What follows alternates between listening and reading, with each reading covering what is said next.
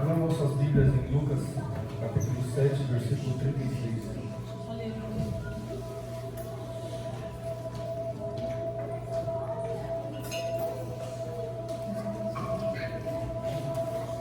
Amém?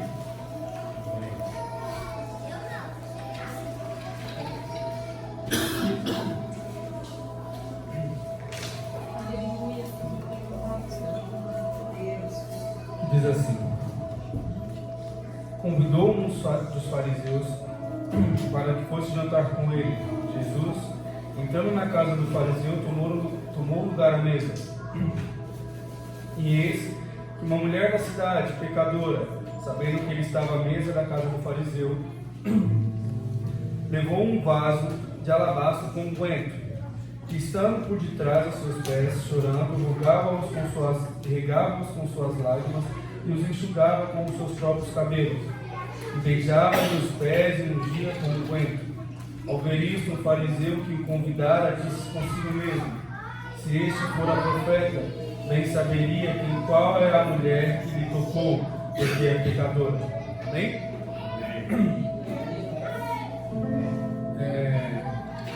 Essa é uma passagem muito bonita, irmãos, que enquanto eu meditava nela, eu estudava para poder trazer a ministração para os irmãos, eu muito me maravilhei, porque o feito que essa mulher realizou foi algo maravilhoso, que mais para frente, Cristo no final da passagem disse que o ato dela faria com que ela fosse lembrada para todo sempre por conta dessa atitude. E essas são mais uma passagem que os 4 evangelistas nos traz citando, e cada um trazendo conforme a sua característica. Lucas, ele nos traz ela com mais ênfase e com mais detalhamento. Lucas era um médico que era grego, né? Ele era um gentil, né, dos discípulos, se não me engano, era o único gentil dos discípulos, ele não era judeu. E ele escrevia com muito detalhamento, com muita precisão, justamente porque ele escrevia para que os gregos pudessem entender aquela palavra e assim saber e reconhecer Cristo como um homem divino. Os gregos buscavam a perfeição de um homem, então Lucas detalhava isso veementemente, detalhava com clareza. E essa passagem, irmãos, esse fariseu Simão, ele convida Jesus para a sua casa, onde ele prepara uma mesa para ele. Nessa mesa está Lázaro, recém-ressuscitado. Marta está servindo aquela mesa. Muitos de outros fariseus, escribas estavam ali também naquela casa. Muitos curiosos também estavam ali por conta de Lázaro, que acabaram de ressuscitar. E ali também estava Maria. Lucas não nos traz esse detalhamento, mas os 2 evangelistas nos trazem dizendo que essa mulher era Maria, a mulher que estava com o vaso de alabastro em suas mãos. E Maria ali, se colocando por detrás de Cristo, Cristo estava sentado à mesa, né? Maria chegou por detrás, com um vaso de alabastro, que um dos evangelistas nos disse que era cheio de nardo puro, e ela quebra aquele vaso, despeja sobre a cabeça do Senhor de Jesus aquela especiaria. Aquele óleo ele escorre até chegar aos pés de Cristo. Maria em lágrimas, as suas lágrimas molhando o pé de Cristo. Ela não contendo a emoção, pega os seus cabelos também e seca com aqueles pés. E unge também com o óleo que escorreu da sua cabeça. Porém, nesse momento, Simão, aquele que convidara a Cristo, simplesmente por conveniência, ele se indigna, e não só ele, vários outros, até os seus discípulos mesmo se indignaram com a atitude que Maria teve. Simão toma para si mesmo o pensamento e diz: ei, se esse fosse mesmo o profeta, ele saberia quem é esta que a toca, ele saberia que é uma pecadora. E Cristo, conhecendo o coração daqueles que estavam ao seu redor, julgando indignamente aquela mulher, pega e fala para Simão: Simão, tenho algo para lhe dizer. E Simão diz: pode falar, Cristo. E aí Cristo diz a ele: certo credor, uma vez havia 2 pessoas o que lhe devia. devia 500 denários e a outra lhe devia 50. Porém, o credor percebeu que nenhuma das duas conseguiria pagar essas dívidas. E assim, ele perdoou a dívida dos dois. E Cristo pergunta a Simão: agora eu te pergunto, quem mais amará esse credor? E Simão, respondendo, disse que o que mais amaria seria aquele que tinha a maior dívida e que ela foi perdoada. Jesus respondeu bem, Simão. Você julgaste bem. Essa mulher que aqui está, os seus muitos pecados foram perdoados porque ela muito ama. Porém, aquele a pouco ama, aquele a qual pouco é perdoado, pouco ama. Amém? E o interessante aqui, irmãos, dessa nessa passagem, é justamente o fato de que Simão, o fariseu, conhecedor das Escrituras, conhecedor de todos os pergaminhos, aquele a qual era o mestre da lei, havia tido lepra, estava em Betânia. Betânia era justamente um lugar para onde muitas das pessoas a qual eram de menor estatura econômica e até possuíam doenças, era levado para que quando chegasse as festas de Páscoa ou algumas das outras festas, eles pudessem participar, mas ainda assim não chegassem aí a Jerusalém, assim não se misturando com o povo e não propagando aquela doença. E Betânia diz justamente isso: casa do inválido ou casa de pobre, né? E ali estava ele. E no momento que Maria começou a realizar aquele ato para Jesus, ele no seu coração julgou ela. Ele falou: se conheceste essa, saberia que era pecadora. Só que tem um porém, irmão. Uma mulher naquela época, para ela ser considerada pecadora, para ela ser considerada alguém que estivesse em pecado, ou ela estaria em seu período menstrual, pois quando as mulheres estavam nesse período, elas tinham que ser resguardadas em outro lugar, pois elas eram consideradas impuras, ou essa mulher era uma mulher da vida. Só que tem outro porém: uma mulher da vida não poderia estar na casa de um fariseu, ela nem sequer poderia chegar perto de um homem santo. E aí a pergunta é dada: como é que Simão saberia disso? Alguns estudiosos, alguns teólogos dizem que possivelmente Maria era molestada por Simão. É até chocante, mas é um fato que muito acontece hoje em dia. Muitos pastores, muitos líderes. Tivemos um caso escandaloso recentemente com um líder da Lagoinha. Muito se acontece disso. Só que o principal fato, a palavra do Senhor nos ensina que antes mesmo de eu julgar o cisco no olho do meu irmão, eu tenho que olhar a cara do Senhor. E Simão não viu isso. Simão, possivelmente molestador daquela menina, ele julgara ela porque estava tocando Jesus. E Simão, irmãos, ele não convidou Jesus ali porque ele queria Jesus na casa dele. Ele não convidou Jesus ali porque ele queria a presença do mestre na casa dele. Versículos anteriores nos diz que fariseus e escribas tramavam a morte de Jesus, tramavam matá-lo. E Simão não era diferente deles, irmãos. Ao ponto de que a tradição judaica se dizia que quando você convidava uma pessoa para a sua casa, para que ela fosse ali ter uma refeição com você, você teria que pegar um dos seus melhores servos e colocar para lavar os pés daquela pessoa.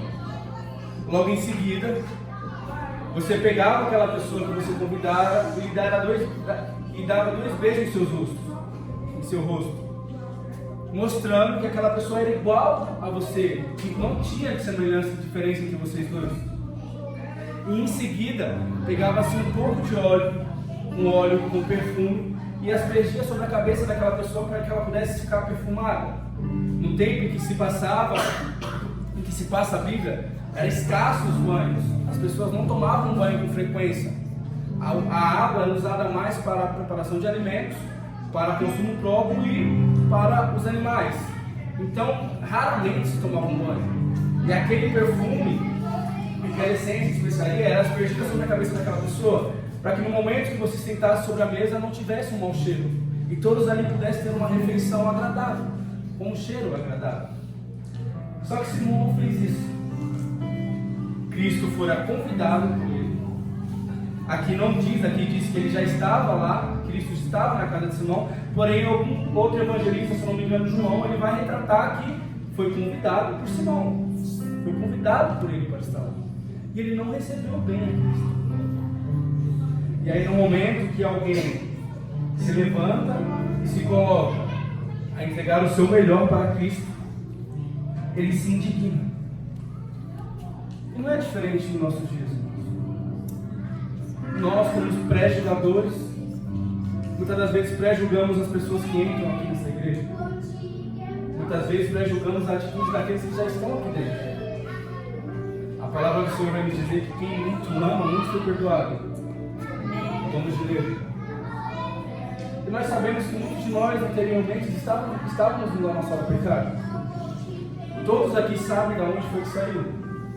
Todos aqui sabem aquilo que praticava, aquilo que fazia quando você estava no mundo. Faça uma autoanálise. Lembre os pecados que você cometia. Às vezes que era para você estar na igreja e não estava.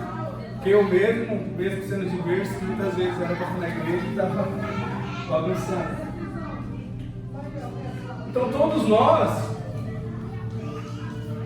somos pecadores. Paulo mesmo, em seu auge, ele disse que o bem que ele gostaria de fazer, ele não fazia. Mas o mal que ele não gostava de fazer, ele se praticava. O pecado está em nós muito mesmo antes de nascermos. A semente já nasce com nós por conta de Adão e Eva ali no Éden. Mas a diferença é, a partir do momento que eu me posiciono a querer não pecar mais. E quando eu estava nesse texto, vendo essa mulher que naquela época era muito julgada, porque anteriormente Maria estava sentada aos pés de Jesus aprendendo. E uma mulher não podia aprender a respeito da palavra de Deus.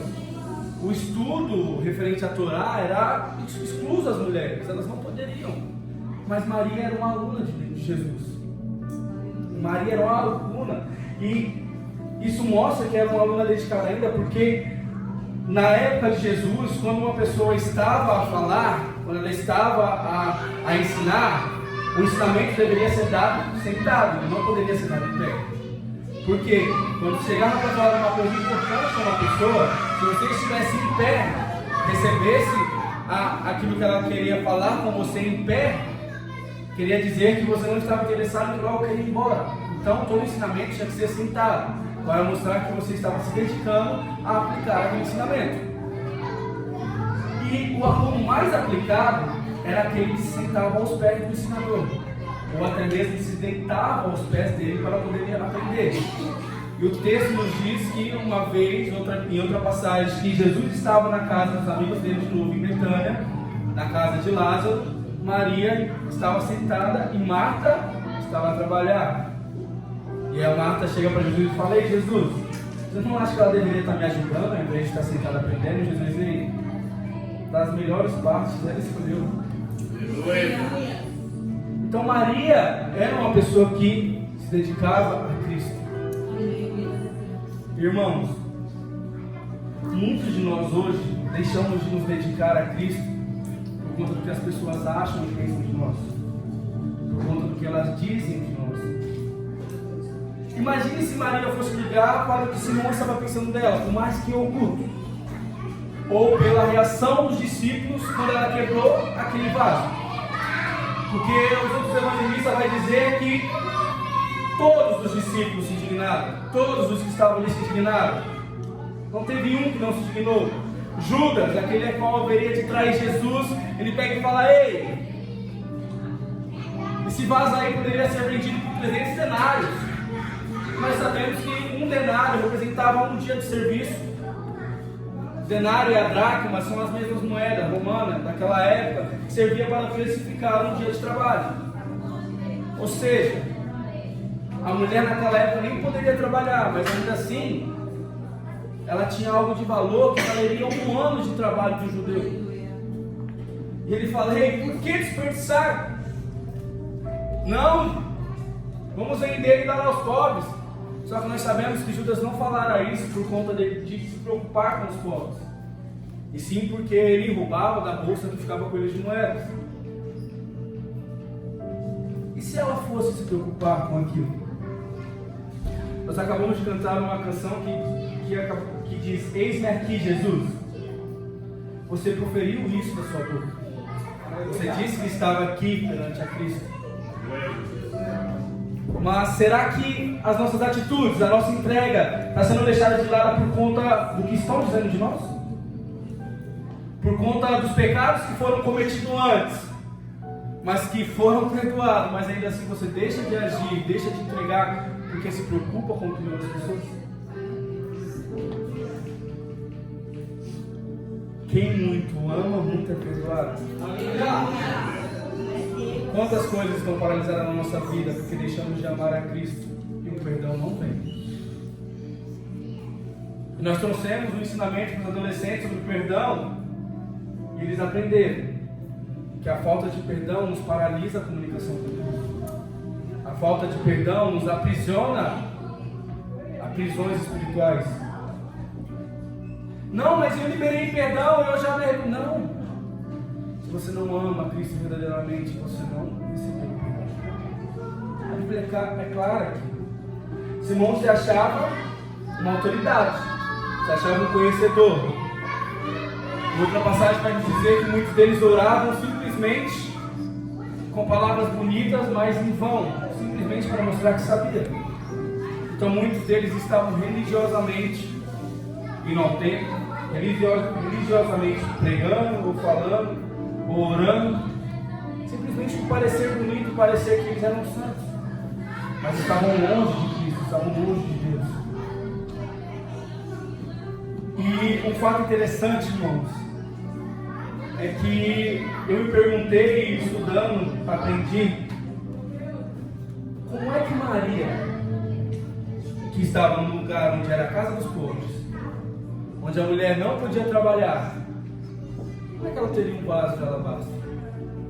E ainda por cima cheio de nardo puro. O nardo, irmãos, é uma especiaria vindo do Himalaia, vindo do Nepal, ou seja, bem distante de Jerusalém. E nós sabemos que naquela época não era fácil a extração. Hoje nós temos inúmeros perfumes, inúmeras colônias, mas nós sabemos que um perfume mesmo verdadeiro ele é caro. E naquela época, imagina, não tinha-se tecnologias para extração, não tinha-se tecnologias para a preparação daquilo, nem mesmo para o transporte. Aquilo dali vinha de longe, era processado e vendido por libras. Libras eram unidades de medida para líquidos naquela época, ou para pesos. Hoje, aqui no Brasil, nós usamos 1 quilo ou 1 litro. E toda menina que passava pela menarca, deixava de ser criança e virasse uma moça, ela já tomara para si um vaso, um recipiente, e começava desde ali a juntar aquelas especiarias, desde cedo juntando aqueles óleos. Por quê? Como dito, eles não eram costumeiros tomar banho, não era costumeiro de se higienizar. E aquela mulher, aquela menina, desde cedo começava a juntar essas especiarias para que no dia de núpcias com o seu noivo ela pudesse usar, ela pudesse se perfumar para ter uma noite agradável com o seu marido. E aí você pensa comigo, um dos evangelistas vai nos dizer que tinha aproximadamente 1 libra ali dentro. E é necessário-se 2,2 libras para se ter 1 litro. Então tinha-se aproximadamente 400 ml a 500 ml. Não é pouco. Mostra que essa mulher, Maria, ela estava já há muito tempo juntando, muito tempo se preparando. Pensa comigo, como que ela sonhava em encontrar alguém, em ter um noivo perfeito, em ter o seu casamento. toda vez que ela ia ali, com as poucas economias que tinha, naquele mercado, comprar aquela especiaria, ela pensava, quando será que eu vou me casar? Quando será que eu vou ter o meu noivo comigo? Naquele momento, ela não pensou nisso. Ela simplesmente pegou aquilo que era mais afetivo a ela, não só economicamente, mas emocionalmente. Que ela mais se dedicara na sua vida, porque a mulher, naquela época, ela era criada para arrumar um homem, para casar. Era esse o objetivo da vida dela. Era isso que ela se preparava, era para isso que ela praticamente vivia. Para poder ter uma família, ter filhos, gerar e ser uma mulher abençoada. E ela pega tudo aquilo que ela tem, não se importando com o que os homens diziam, não se importando com o pensamento de Simão. E ela quebra muito a cabeça de Cristo. E aquele homem corre a chegar aos seus pés, ele emoção, chora e lava os pés dele. Você tem noção disso? Quando indagado por conta dela, Cristo fala, ela fez uma boa ação para comigo. E aquilo que ela fizera será lembrado para todos sempre. Você tem noção do quanto a sua entrega possa impactar gerações? Aleluia. Do quanto a sua entrega pode mudar vidas? Eu falei para os adolescentes aqui na terça-feira, quando a gente retratava sobre a pregação de domingo. Mesmo com defeitos, mesmo com erros, nós temos um menino que só está aqui na célula por causa de outra vida. E ele só conheceu a Cristo por causa dessa vida. E hoje ele quer o quê? Levar a Cristo para a mãe e para o irmão dele. Então você entende o quanto a gente se separa, o porquê nós temos que se separar e o porquê a gente tem que amar a Jesus, se entregar a Ele, aleluia, para que outros possam ser alcançados. Aleluia! Santo Deus. Não é fácil amar a Cristo. Nós temos que abdicar de coisas, nós temos que entregar aquilo que é mais valioso e importante para nós. Mas Ele não nos obriga. Ele não nos obriga. Ele não quer que você faça por obrigação. Ele quer que você faça por amor. Aleluia. Todos nós aqui já tivemos um amor, estamos hoje com alguém que nós amamos do lado. E várias vezes nós abdicamos de coisas por eles. Eu mesmo larguei a galeria.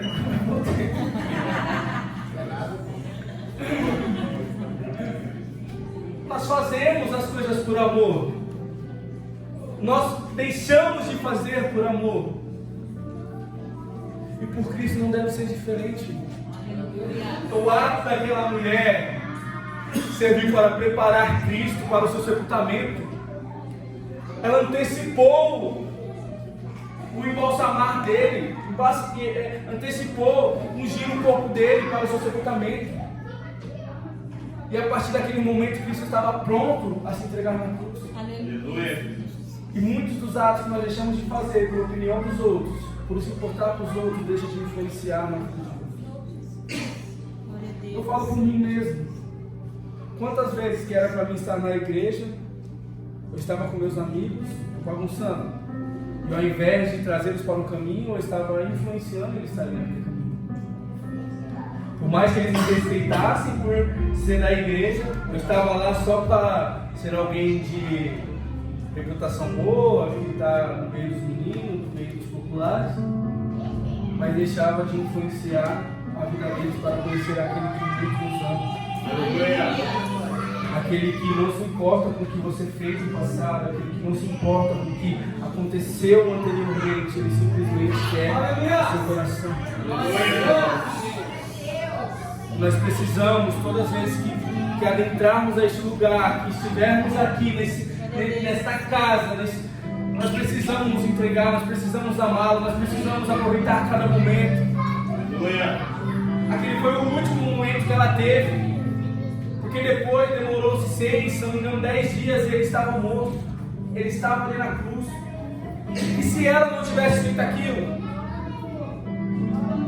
Será que Maria teria sido lembrada? E a questão não é nem ser lembrado, mas ela fez algo maravilhoso. Todos eles estavam na mesma mesa com Cristo. Todos eles estavam no mesmo lugar. mas só um teve atitude. Todos eles já sabiam da entrega de Cristo na cruz, todos eles já sabiam que Cristo seria crucificado. E ninguém fez nada, a não ser tentar impedir.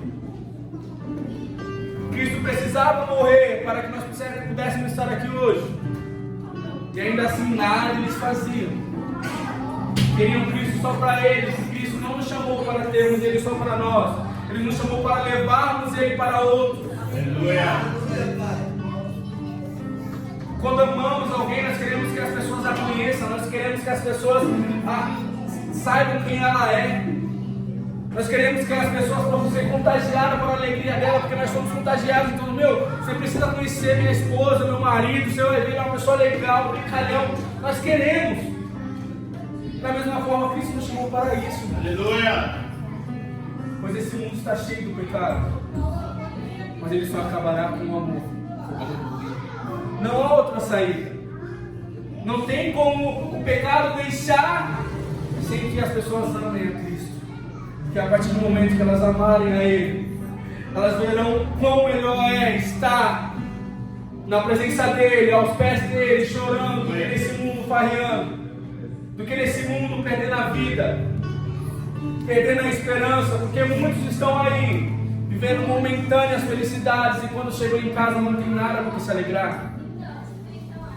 Tem vazios em seu coração, e nós deixamos o amor somente para nós. Não, irmão, é muito bom amar a Cristo, mas é muito mais bom, irmão, quando nós levamos esse amor para outros. A palavra nos diz que há festa no céu quando o pecador se arrepende. Então o que estamos esperando?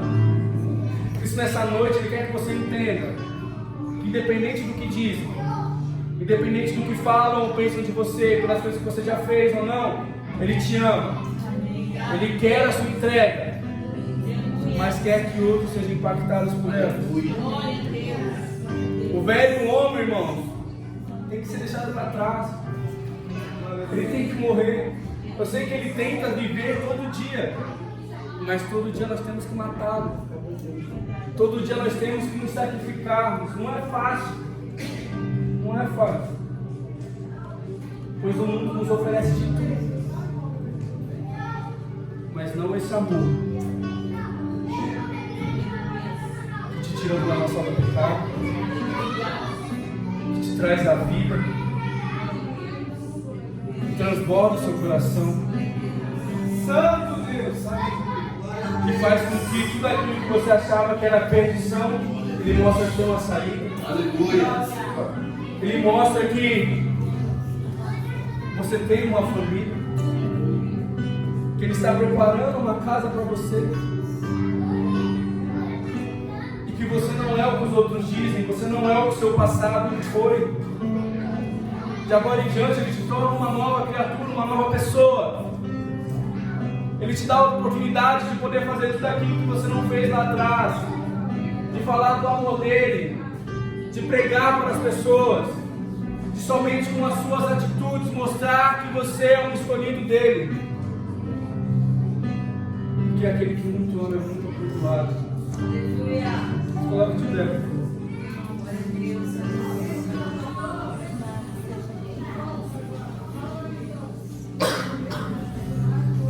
Eu estava vindo no carro e pensando que eu tenho que voltar a tentar ter pregações mais longas, porque agora que eu sou adolescente, as pregações se encurtam por causa do tempo que nós estamos na igreja. Mas, ao mesmo tempo, Deus não deixa de falar o que Ele quer. Nesse momento, irmãos, nós cantamos aqui: Pai, Jesus, eis-me aqui. E nesse momento nós iremos entregar aquilo que melhor temos para Ele. A Cida falou no início do culto: Pai, não vai ser um simples culto, não vai ser igual aos outros. A expectativa que vocês têm, a expectativa tem que ser depositada nele. Devemos nos abrir, devemos chorar, irmãos. Não contém as lágrimas. A pessoa que está ao teu lado não irá te pré-julgar, não irá pensar nada por você, porque ela também vai estar se entregando.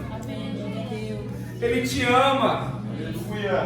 Ele te quer nessa noite por inteiro. Ele quer uma adoração viva. Corpo, alma e espírito.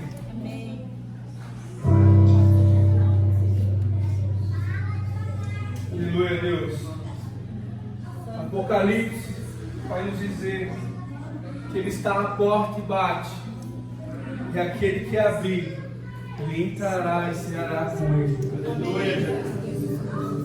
Neste momento, Cristo mais uma vez, Ele se encontra para este culto que oferecemos para Ele. Que Ele quer o seu perfume. Ele quer a sua essência mais rara. Ele quer os seus medos, os seus problemas, as suas dificuldades. Tudo aquilo que você acha que não tem solução. Tudo aquilo que você acha que está perdido. Ele quer que você entregue hoje nessa noite para Ele. Ele quer que você conte para Ele o que está acontecendo. Ele quer que você fale para Ele: Pai, eu preciso. É isso que me aflige. É com isso que eu estou preocupado.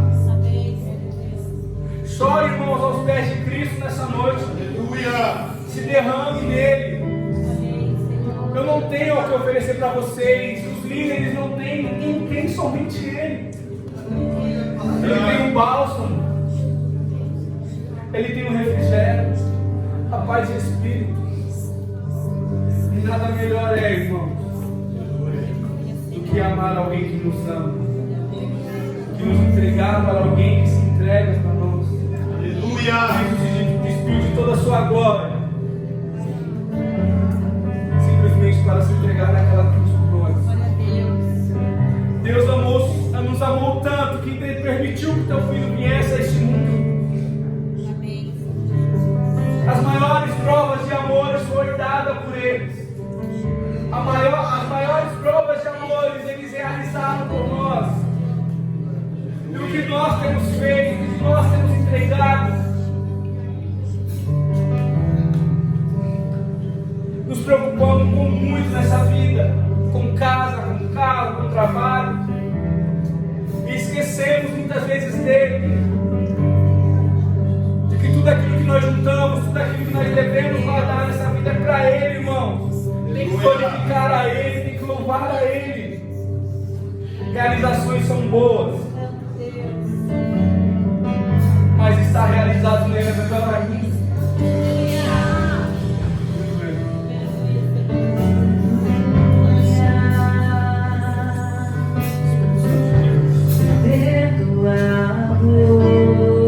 Mas tu conheces os sonhos